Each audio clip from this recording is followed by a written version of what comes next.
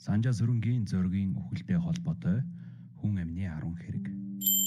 Олон жилийн турш нийтийг эргэлзүүлж хүлээлтэнд ороод байсан Санжаа Сүрэнгийн зоригийн үхэлтэй холбоотой хэрэг анхан удаа шүүхийн шатнаа ирж 2016 оны 12 дугаар сарын 14-нд 20461-р ангид шүүх хурал эхэлсэн боловч өмгөөлөгчд нь зарим гэрчүүдийг байлцуулах шаардлагатай, мөн хавтас хэрэгтэй танилцах хугацаа шаардлагатай байна гэсэн учраас 7 хоногор хойшлуулан хурлыг 12 дугаар сарын 21-нд зарласан.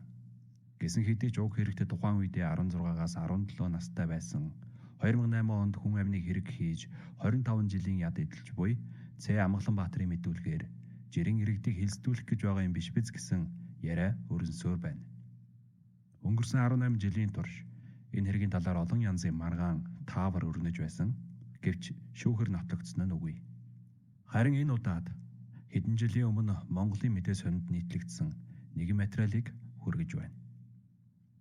Санжаа Сүрэнгийн зоригийн үхэлтэй холбоотой хүн амны 10 хэрэг. Талигаач зоригийг хөнөөсөн алуурчин олдоогүй олон жилийн нүрийг үзэж байна. 1998 оны 10 дугаар сарын 2-ны өдөр Монгол улсын их хурлын гишүүн, засгийн газрын гишүүн, дэд бүтцийн хөгжлийн сайдын үүрэг гүйцэтгэгч Санжаа Сүрэнгийн зориг өөрийн гэртээ онц гэрцгийгээр алагдсан хэрэг гарсан. Одоо ч энэ хэргийн сэжвэрийг тайлаагүй байна. Тухайн үед зориг алагдсан хэргийн талаарх үнэн бодиттой мэдээлэл өгсөн иргэнийг 500 сая төгрөгөөр шагнах тухай Монгол улсын засгийн газрын 2003 оны 2 дугаар сарын 5-ны өдрийн тогтоолж гарч байв. Гэвч хэрэг одоо ч илрээгүй хэрэгтэн баригдаагүй л байна. Монголчууд энэ олон жил түүний хөшөөнд сэтгэлээрээ зулэргэж алуурчдыг баригдчихаасаа хэмээн залбирсаар буй.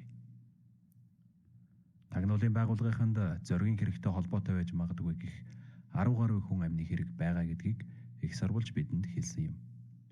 Тэднээс дорогүлье. 1. Хэргийн газар анх очиж булганаас байцаалт авч үзлэг хийсэн цагдаагийн хошууч усан дуунаж нас барсан. Гэхдээ түүний үхэл с ิจ гтэй байгаа гэдгийг олон хүн хэлдэг. 2. Зоригийн хэрэгтээ сэжиглэгдэж шоронд сар гаруй суугаад гарсан улсын хурлын гишүүн Эрдэнийн эхнэр цонхоор унаж нас орсон байдаг. Цагдаагийнхан энэ хэргийг шалгаж Эрдэнийг сэжигнээр татан байцааж байсан боловч түүнийг буруутнаар тогтоож чадаагүй. Эхнэр нь амиа хорлох гэж цонхоор унсан болж дууссан юм. Нэмж хэлэхэд энэ эмэгтэй зоригийн анхны эхнэр байжээ. 3. Алуурчдыг байшингаас гараад гүйж явахыг хараад нэгийг нь таньсан төдийгүй болдоо хэмээн нэрээр нь дуудсан нэгэн буюу маш чухал гэрч одоо хэрн учир битүүлгээр сураг алдарсан хിവэр байгаа. Түүнийг дуудахад нэг алуурчнаа эргэж харцгаад цааш гүйсэн гэдэг. 4. Дээрх мэдүүлгийн мөрөөр өнөөх болд гэдэг хүнийг эрен сурвалжилсаар олоход нь өнөөх нь цагдаагийн ахмад цолтой нэгэн байсан бөгөөд Дархан уул аймагт хэдийнэ хөлдөж өгсөн байжээ. Түүний цогцсыг булшнаас нь ухан гаргаж шүүх эмнэлгийн үзлэгт оруулахад хөлдөж биш гадны нөлөөтгөөр нас барсан болох нь тогтоогджээ. 5. Алуурчдыг зоригийн гэрээс гараад шатаар санд мэд уруудан гүйж байхыг харсан 2 залуугийн нэг нь тамлагдж нас барсан байдаг. Гэрийнхэн нь энэ талаар ямар ч мэдээлэл өгөхгүй хэмээж байлаа. Сэтгэл санааны хүнд дарамтад байгаа нэлт байсан учраас улам бүр лавшруулан шалгахыг хүссэнгүй.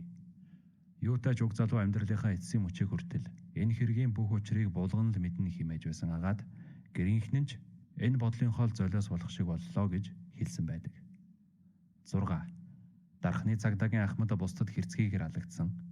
Түүний бөкс рүү тосон бол чигэх зэрэгээр тамлсан байдаг. Хожим нь энэ ахмад зоригийн хэрэг дээр ажиллаж байсан нь тодорхой болсон юм. 7. Хэрэг гарах үед хууль зүйн яамны сайд байсан Батчулуун өвчтний улмаас нас оржээ. Гэхдээ зарим нөхдөд түүнийг хорлогдсон байж магадгүй гэдгийг Даш Балбар нараар жишээ аван хэлж байсан. 8. Хэрэг гарахын өмнө Монголд орж ирээд хэрэг гарсны маргааш нь хилээр гарсан мөрөн химээх өвөр Монгол залуу гадаадад яг зоригийн аллагын байдалтай төстөөгөөр алуулжээ. Түүнийг өвөр Монголын эрх чөлөө тусгаар тогтнолын төлөө тэмцэгч мөрөн химээгчтэй андуурч ойлгодог тал бий. 9. 2 алуурчныг харсан таксины жолооч мөн л сураг алдарчээ. Магадгүй тэрээр уг 2 хүнийг тээвэрлсэн байх магадлалтай. Энэ нь ихэнд дурдсан улаан машины эзэнч байж болох юм. 10. Хэргийг хянаж байсан прокурор Дарижав учир битүүлэх шалтгааны улмаас амиа алджээ. Тухайн үед нөгөөдөр гэдэг сонины эрхлэгч байсан нэр сэтгүүлч Даваа Жав одоо ажил мэргэжлээ солиод лам болсон гэж дуулддаг. Үнэн дээр сэтгэхүйн хувьд асуудалтай болсон гэдгийг хүмүүс хэлдэг. Зүгээр байсан хүн басгүй энэ хэргийн талаар дөрвтэй мэдээлэл олж чадсан хүн яагаад генет сэтгэхүйн өөрчлөлттэй болсон бэ? Хордуулсан уу эсвэл хэд айлган дарамтлсан уу? Айлган дарамтлсан байж магадгүй гэдгийг түүнтэй нэгэн гэрчиг нүрэлдүүлэхэд нь дуу хоолой, гар хөлн чичирч, хөлсөн насгарч, маш их сандарч байснаар нь дүгнэн хэлж байсан юм. Тиймээс Даваа Жав нэг мөр ажил мэргэжлээ орхиж бусдад амаалдахгүй гэдэг өчигөргөөд лам болсон байж болох. Санжаа Зөрөнгийн зоргийн хэргийн гэрч эсвэл мөрдөж байсан хүмүүсийг хөнөөх, эсвэл дарамтлах нь бусад гэрчүүдийн зүрхийг өхүүлэх, амаах амьхиад чимээгүй явах нь дээр шүү гэдгийг ойлгуулах зорилготой юм биш биз? Харин хэн үнийг хийгээд байна вэ? Сэтгүүлч Дорж 2011 он. Монголын мэдээ сонин. Жиж тухайн үедээ зохиогчийн эрхтэйгээр нийтлэгдэж байсан уг материалыг ямар нэгэн өөрчлөлтгүйгээр бүрэн ихээр нь хүргэлээ. Үүнээс гадна Дэнхот гэдэг хүнийг зоргийн үхэлд холбогдуулан Франц улсаас хулгайлан авчирсан тагнуулын байгууллагын ажилтнуудын хэрэг мөн дуйлаан тарьж байсан бөгөөд Дэнхотыг тухайн үед мансууруулах бодисоор тарьж машинаар онгоцоор дамжуулан тээвэрлэж авчирсан. Хорих хугацаанд эрүүдэн шүүж байсан гэсэн мэдээлэл гарч байсан.